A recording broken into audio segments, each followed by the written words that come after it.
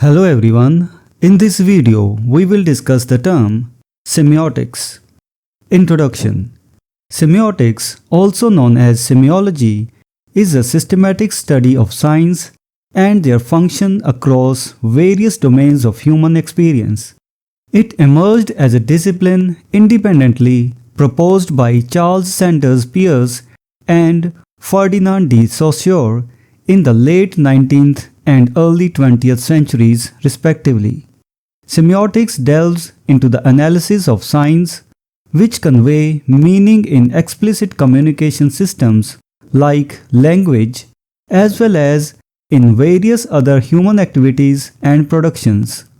This video explores the concepts and classifications of signs according to Peirce and Saussure, the application of semiotics in linguistics and other social science systems, and its association with structuralism in modern criticism. The nature of signs and signification. Semiotics encompasses the study of signs as conveyors of meaning extending beyond language to various cultural activities and expressions. Signs can be found in bodily postures, social rituals, clothing, architecture, and other aspects of human life, each holding significance within specific cultural contexts. Linguistics, as a branch of semiotics, provides fundamental concepts and methodologies for analyzing other social science systems. Peirce's three classes of signs. Charles Sanders Peirce identified three classes of signs based on their relation to what they signify: icons, indexes, and symbols. Icons function as signs through inherent similarities with their referents, such as a portrait resembling the person depicted. Indexes establish a natural cause and effect relationship with their referents, like smoke indicating fire. Symbols, on the other hand, rely entirely on social convention for their meaning, such as a handshake signifying greeting or parting. Saussure's contributions to semiotics. Ferdinand de Saussure introduced key terms and concepts still utilized by modern semioticians. He proposed that sign consists of two inseparable components: the signifier, speech sounds or marks on a page, and the signified, the concept or meaning. Saussure emphasized that verbal signs are arbitrary, lacking inherent connections with their meanings.